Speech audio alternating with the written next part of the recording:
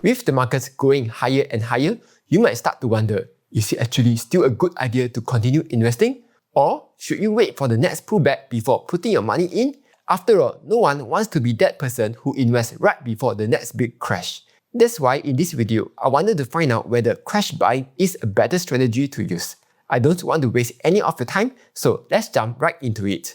In an article by Charles Schwab titled "Does Market Timing Work?", that compared 5 different investing strategies to see how much timing actually matters. There's a lot of words in the article, and I don't want to confuse you. So here's an infographic that's much easier to understand. In the study, each investor had $2,000 to invest every year into the S&P 500 from 2005 to 2024, and each investor had a different investing strategy. Peter Perfect had the perfect skill of always investing at the best possible moments each year, right at the market's low, while Ashley Action invested immediately at the beginning of each year. Matthew Munley, on the other hand, invested steadily every month through dollar cost averaging. Rosie Rotten has terrible luck and always picks the worst possible time to invest each year, right at the highest market point. And Larry Linger stayed in cash and never invested at all. As you might expect, after 20 years, Peter Perfect ended up with the highest portfolio value at $186,077. But what's more interesting is how close the others came.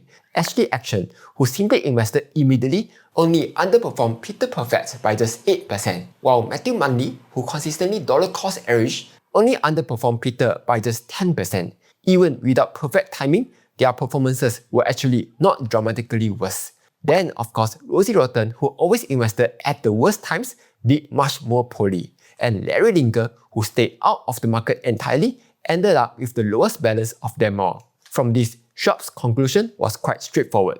Since perfect market timing is almost impossible in real life, the most realistic strategy for most investors is simply to invest as soon as they have the money. And for those who feel uneasy committing a large sum at once, or those who prefer the discipline of investing regularly, dollar cost averaging is still a good compromise. Speaking of dollar cost averaging, it has been over 1 year since I've been doing weekly dollar cost averaging via Moomoo regular savings plan, and I'm already up by 16% so far. Dollar cost averaging lets me reduce the impacts of market volatility by spreading my investments over time. But more importantly, it encourages a disciplined approach to investing, so that I get to invest consistently without having to worry about market timing. And because it is fully automated on Moomoo, it also saves me time and effort. Using Moomoo RSP calculator, did you know that if you had just invested consistently every week over the past 1 year, you would have gotten around 13% return?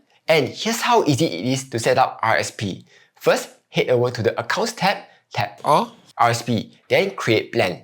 Enter in the stock or ETF that you want to invest in. Then choose your investment amount and investment frequency, and you are done. So simple. Moomoo supports RSP from as low as $5 and 0 commission fees. If you sign up using my special code, you will get to enjoy up to 2,200 ringgit rewards, which includes a 200 ringgit cash coupons and Apple shares, as well as enjoy up to 6% per annum for Cash Plus. So if you are interested, click the link down below to try it right now. However, if you want to, there's actually another way you can interpret this, and that is perfect timing produces the best result. So if you could somehow improve your timing even by a little, you might be able to outperform both lump sum investing and dollar cost averaging.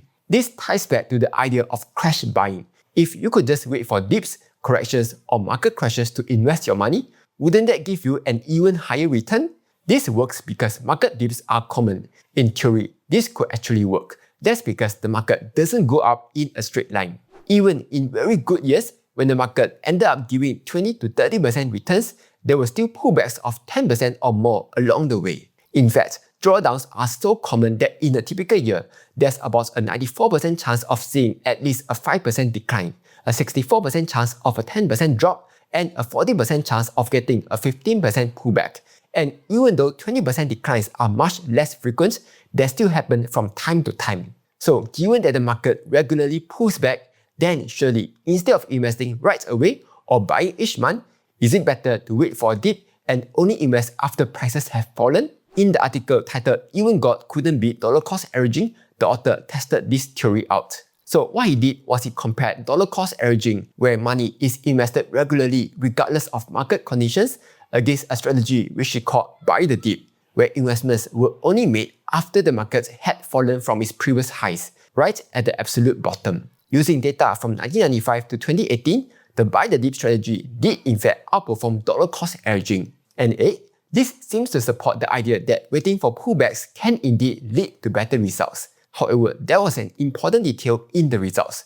For much of the early period, from 1995 to around 2009, both buy the dip and DCA strategies produced very similar returns. It was only after March 2009, right after the global financial crisis, that the buy the dip strategy started to pull ahead. This happened because the 2008-2009 crash was really big, as the S&P 500 lost close to 50% of its value during that period. So if you happen to go all in after that crash, your money would have been able to grow by a lot after the recovery. What this also means is that the buy the dip strategy is highly dependent on the timing and the specific period that you are in. If you happen to catch one of these big dips early in your investing journey, your returns at the end will look very strong. However, the flip side is also true. If you didn't encounter big dips such as this, the buy the dip strategy won't be able to perform as well. And sure enough, when the author shifted the test window to a different period, from 1975 to 2014, the results flipped. Over that time frame, the buy the dip strategy actually underperformed dollar cost averaging. This was because the strategy missed the major market bottom in 1974. And starting in 1975, the market did not reach a new all-time high until the mid-1980s, which meant that there were very few meaningful dips to buy. As a result, much of the money stayed in cash during the long bull market and ended up missing out on years of compounding. Looking across even longer time frames, the same pattern appears. Buy the dip can outperform during periods that begin just after a severe bear market, such as the one that started in the 1920s. But outside of those specific starting points, the buy the dip strategy did not do as well. In some of the worst cases, especially after the 1974 bear market, the strategy did significantly worse than simply investing steadily. In other words, the buy the dip strategy can look fantastic if your starting point happens to line up with a major crash. But when you stretch it over the long term, buying the dip does not consistently beat dollar cost averaging. Or, to be precise, over 70% of the time, buy the dip underperforms DCA. Another useful piece of evidence comes from Vanguard's paper titled Cost Averaging, Invest Now or Temporarily Hold Your Cash, where they tested both lump sum investing and dollar cost averaging strategies across different markets, different time periods, and even different portfolio allocations. And they found that in almost 70% of the time, lump sum investing outperformed dollar cost averaging. And the reason for that is simple. Market tends to rise over time. When you delay investing the money, even for good reasons like waiting for better prices to buy the dip, some of that money will be sitting in cash instead of compounding. And over long periods, that lost time in the markets can lead to lower returns. One of the biggest risks of waiting for dips is not just that you might buy late. It is also you might not be in the market at all when the most important days happen. When you look at the long-term market returns, a surprisingly large portion of gains comes from just a small number of trading days. For example, from 2003 to 2022, investing $10,000 in the S&P 500 would have grown to $64,844. But if you miss just the 10 best trading days over that entire 20-year period, your final value would drop by more than half to $29,700. If you miss the 20 best days, your returns would fall by more than 70%.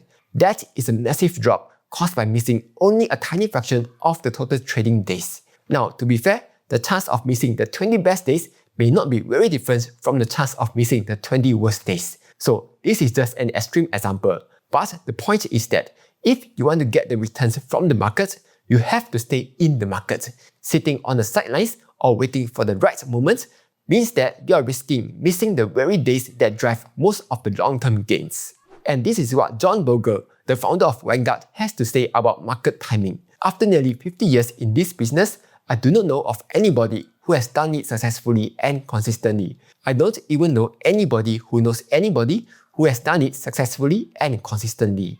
Now, metrics like the CAPE ratio are often cited to argue that markets are rich and might be due for weaker returns or a correction. And to be fair, there is some truth to this over the long run. JP Morgan's data show that over longer periods, especially 5 years or more, high forward PE tends to lead to lower future average returns. But over shorter time horizons, high valuations does not reliably tell you what will happen next. Similarly, a study published in 2013 examined whether CAPE ratios could be used to time market entry and exit points. The authors came to a conclusion. Sadly, we learn far less from valuation ratios about how to make profits in the future than about how we might have profited in the past. So, while valuation can be a useful part of understanding the long-term return environment, we can't really use it to time our dip. In fact, the market often behaves in the opposite way of what many people might expect. When prices are high, instead of falling, markets tend to keep going up, at least until something breaks.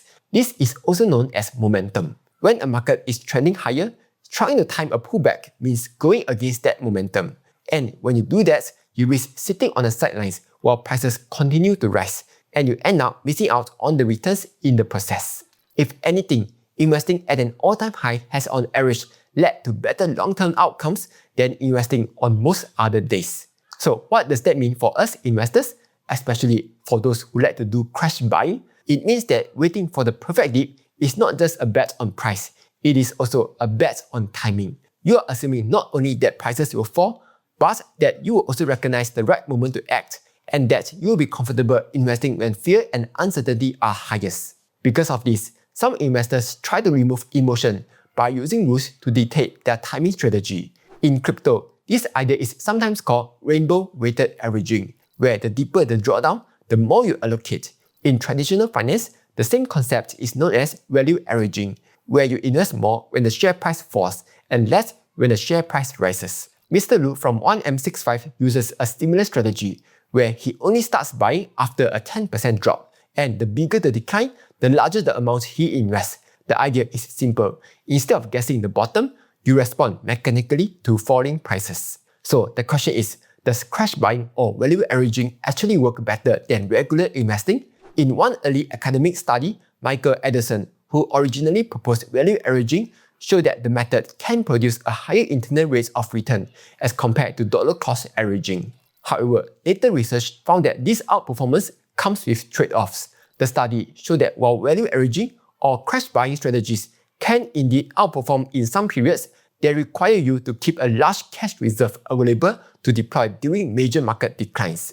Once you account for this cash drag, the advantage often disappears. In many cases, strategies that hold cash waiting for crashes usually end up underperforming lump sum investing, where money is put to work immediately, simply because more capital spends more time compounding in the market. One reason Mr. Lu from 1M65 advocates for crash buying is that over the past decade, this strategy has worked extremely well. Since 2010, if you had bought the dip every time it fell by 10%, within 12 months, the buy the dip strategy would have produced a gain of about 22% compared to just 5% from the buy and hold strategy. But the problem with relying on this strategy is that it does not hold well across all market environments. Since 1928, there have been multiple periods where the market went years without seeing a 10% pullback. The longest was from 1990 to 1997, or a total of 84 months without seeing any 10% drop. During that time, the markets rose by more than 237%. So, if you have been waiting for a 10% dip to invest during that period, you have stayed largely in cash while the market kept moving higher, and you will end up missing the entire bull run. Now, that does not mean you should never practice crash buying. Even Warren Buffett does it all the time. But the reason Buffett can do this is very different from how most investors operate. He is investing at a massive scale, so he can't easily buy without moving the markets. Plus, he often waits for the right valuation to buy companies at heavily discounted prices. For everyday investors like you and me, especially if you are investing in broad market indices like the S&P 500, there is no special edge from trying to time the dips. You are not buying a large portion of the company. You are participating in a market that over time has tended to rise. In that context, waiting for the perfect moment often does more harm than good. For most investors, the biggest driver of results is not how perfectly you time your entries, but how long your money stays invested. Being consistently in the markets, letting compounding do its work, and avoiding long stretches on the sidelines does far more for your wealth than trying to pick the ideal day to buy. That's why in the end, Crash buying is not a strategy that reliably builds wealth. Staying invested is.